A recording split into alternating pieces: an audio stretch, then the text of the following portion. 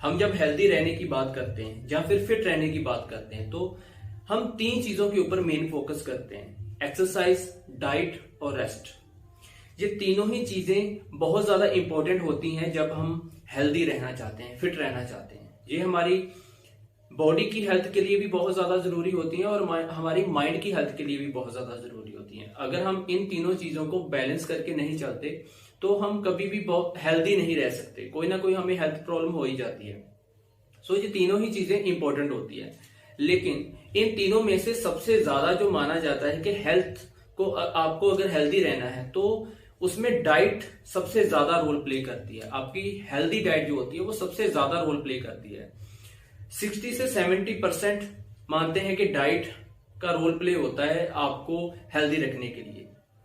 हालांकि मैं मानता हूं कि ये तीनों ही चीजें बहुत ज्यादा इंपॉर्टेंट है और इक्वल रोल प्ले करती हैं हमें हेल्दी रखने के लिए। चाहे डाइट हो, एक्सरसाइज हो, चाहे रेस्ट हो, इन तीनों को ही हमें बैलेंस करके चलना पड़ता है। अगर आप इन तीनों में से किसी भी चीज को अगर फॉलो नहीं करते हो तो आप कभी भी हेल्दी नहीं रह सकते, आपको हेल्थ प्रॉब्लम्स होने के चांसेस होते ही होते हैं। सो ये तीनों ही चीजें इंपॉर्टेंट है, लेकिन अगर डाइट को इतनी इंपॉर्टेंस दी ही जाती है तो डाइट के बारे में हमें जितनी भी नॉलेज हो उतनी ही कम है। सो चलिए आज हम इस वीडियो में डाइट के बारे में बहुत इंपॉर्टेंट बात है जिसके बारे में मैं डिस्कस करना चाहता हूं, उसको जानते हैं। देखिए, जब हम हेल्दी डाइट की बात करते हैं, जब हम बैलेंस बना के चलते हैं अपनी डाइट में कि हमें इतने न्यूट्रिशंस लेने हैं, इतना प्रोटीन लेना है, इतना कार्ब लेना है, तो वो एक हेल्दी डाइट होती है। सो हम क्या करते हैं कि जब हम डाइट को बैलेंस करते हैं कि मुझे एक दिन में इतने ही न्यूट्रिशंस लेने हैं, मेरी बॉडी के हिसाब से मुझे इतना प्रोटीन लेना है, इतना कार्ब लेना है, इतनी ही फैट लेनी है, तो हम एक डाइट प्लान बना के चलते हैं। सो उसके अकॉर्डिंग हम चलते हैं। तो हमने माना होता है कि एग्जाम्पल के तौर पे हम समझते हैं कि अगर आपने अपनी बॉडी के हिसाब से 120 ग्राम प्रोटीन डिसाइड किया हुआ है कि मुझे दिन में 120 ग्राम प्रोटीन लेना है, सो उसके अकॉर्डिंग आपने एक जो फूड होते हैं उनकी एक लिस्ट बनाई होती है कि मुझे पूरे दिन में ये फूड खाने हैं और इनमें से मुझे इतना प्रोटीन मिल जाएगा और इतने कार्ब मिल जाएंगे, इतनी फैट मिल जाएगी। सो ये हमारा पूरा का पूरा एक प्लान होता है जिसको हम हेल्दी डाइट बोलते हैं।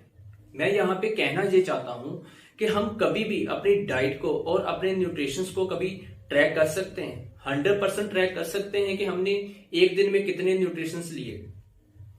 आइए इस वीडियो में समझते हैं कि ऐसे कौन से कारण होते हैं, ऐसे कौन से 3 कारण होते हैं जिसके ऊपर डिपेंड करता है कि हमें एक दिन में कितने न्यूट्रिशंस मिले।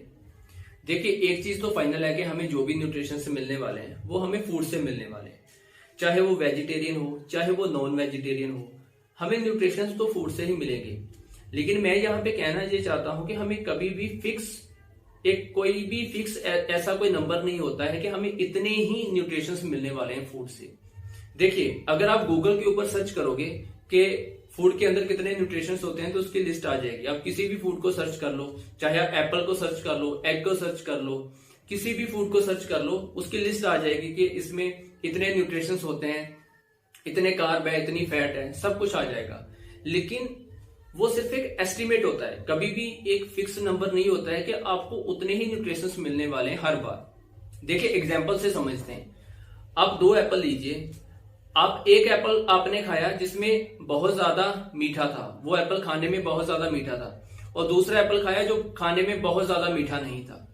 तो इसमें डिफरेंस क्या हुआ? देखिए, जो एप्पल बहुत ज्यादा मीठा था इसका मतलब है उसके अंदर शुगर ज्यादा थी, और जो एप्पल खाने में बहुत ज्यादा मीठा नहीं था उसमें शुगर की मात्रा कम थी। ऐसे ही जो भी आप फूड खाओगे उसमें जो न्यूट्रिशंस होते हैं वो कम और ज्यादा हो सकते हैं, कभी भी एक फिक्स नंबर नहीं होता है। अब ये किन चीजों के ऊपर मैटर करता है कि उस फूड में कितने न्यूट्रिशंस होंगे?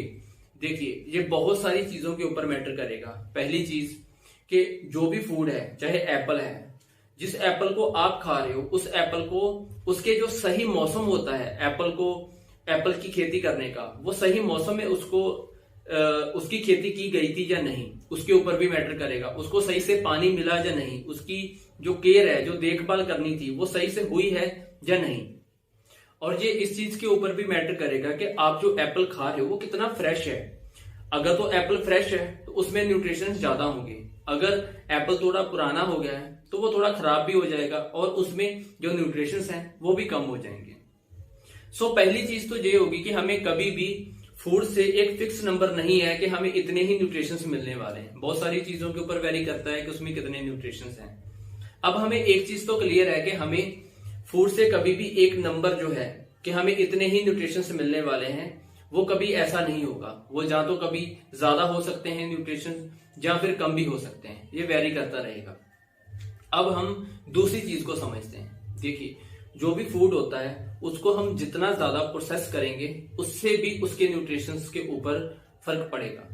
जैसे वेजिटेरियन हो चाहे कोई नॉन वेजिटेरियन हो, हम उसको पहले कुक करते हैं, कुक करने के बाद ही हम उसको खाते हैं। तो उस चीज के ऊपर भी वेरी करता है कि हमारी जो फूड है उससे हमें कितने न्यूट्रिशंस मिलने वाले हैं। हम जितना ज्यादा कुक करेंगे, जितना उसको हीट के ऊपर रखेंगे, उसमें से उतने ही न्यूट्रिशंस कम होते जाएंगे। अब हर कोई अपने टेस्ट के अकॉर्डिंग उसको कुक करता है, कोई ज्यादा करता है, कोई कम करता है। सो हमें किसी को कोई आइडिया नहीं है कि उस फूड में पहले कितना न्यूट्रिशंस था और फूड जब हमने उसको कुक किया और कुक करने के बाद हमें उसमें से कितना न्यूट्रिशन मिलने वाला है। और ऐसा भी नहीं है कि हम कुक करने के बाद हर मील को पहले उसका टेस्ट करने वाले हैं, उसको लैब में लेके जाने वाले हैं और देखने वाले हैं कि अब इसमें कितना न्यूट्रिशन है अपने खाने से जस्ट पहले, तो उसको हम नोट करेंगे और उसके बाद हम फूड खाने वाले हैं। सो हम एक एस्टिमेट लेके चलते हैं और ये दो चीजें होगी कि इन दोनों के ऊपर वेरी करता है कि हमें कितने न्यूट्रिशंस मिलने वाले हैं। अब हम तीसरी ऐसी चीज के बारे में समझते हैं जिसके ऊपर मैटर करता है कि हमें कितने न्यूट्रिशंस मिलने वाले हैं। देखिए, जो भी फूड होता है, हम सब फूड खाते हैं, लेकिन हम जब फूड खाते हैं तो हमारी बॉडी उसमें से कितने न्यूट्रिशंस ले पा रही है, इसके ऊपर भी मैटर करेगा। ऐसा नहीं है कि हम सबकी बॉडी सेम न्यूट्रिशंस ले पाएगी उस फूड से। किसी की बॉडी उस फूड से ज्यादा न्यूट्रिशन ले पाएगी, किसी की बॉडी कम लेगी। तो हमें नहीं पता है कि हमारी बॉडी ने उस फूड से कितने न्यूट्रिशंस लिए और कितने वेस्ट गए। सो ये हमारे डाइजेस्ट सिस्टम के ऊपर मैटर करेगा। तो हमारी बॉडी कितने न्यूट्रिशंस ले पा रही है इसका कोई फिक्स नंबर नहीं है, और हमें ना तो इसका कोई आइडिया है कि हमारी बॉडी कितने न्यूट्रिशंस ले पा रही है। तो ये तीन ऐसी चीजें हैं जिसके ऊपर मैटर करता है कि हमें कितने न्यूट्रिशंस मिल रहे हैं। हमने तो एक लिस्ट बना ली कि हमें इतना फूड पूरे दिन में खाना है जिससे मुझे इतना प्रोटीन मिल जाएगा, इतना कार्ब मिल जाएगा, इतनी फैट मिल जाएगी, इतने विटामिन मिल जाएंगे। लेकिन उसके हिसाब से हमने लिस्ट बना ली और हम वो फूड को खाते हैं, लेकिन हमें कितना न्यूट्रिशन मिल पा रहा है इसको हम 100% कभी ट्रैक नहीं कर सकते। बिकॉज ये तीन चीजें हैं जिनके ऊपर मैटर करेगा कि हमें कितना न्यूट्रिशन मिल रहा है।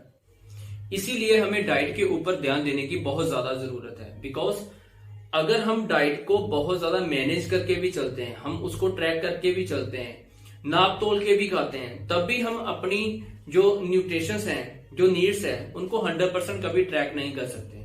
और अगर हमने कुछ बैलेंस ही नहीं बनाया हुआ, हम बिना सोचे समझे कुछ भी खा रहे हैं, तब हमारे न्यूट्रिशंस कहाँ पे जा रहे हैं हमें तो कोई आइडिया ही नहीं है। सो इसलिए बैलेंस करके खाना बहुत जरूरी है। आई होप आपको मेरी इस वीडियो से कुछ ना कुछ हेल्प मिली होगी। अगर कुछ सीखने को मिला है तो इसको आगे भी शेयर कर दीजिए, और अगर आप मेरी और वीडियो देखना चाहते हो तो इस चैनल को सब्सक्राइब जरूर कर लीजिए और बेल आइकन को भी प्रेस कर लीजिए, जिससे मेरी जो आने वाली वीडियो है उनका नोटिफिकेशन आपको मिल जाएगा। सो अब हम आपको मिलते हैं नेक्स्ट वीडियो में। तब तक के लिए stay healthy, stay fit and नमस्ते।